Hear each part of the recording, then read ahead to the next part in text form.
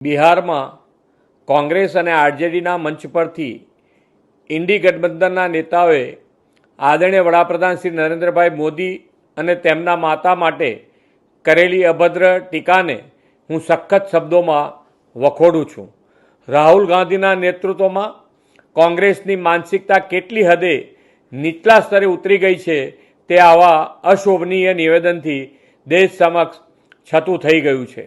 એક સાધારણ ગરીબ પરિવારની માં એક સંઘર્ષ વેઠીને પણ પોતાના પુત્રનું સંસ્કાર સિંચન કરીને દેશને આદરણીય શ્રી નરેન્દ્રભાઈ જેવું રાષ્ટ્રને સમર્પિત સક્ષમ નેતૃત્વ આપ્યું છે.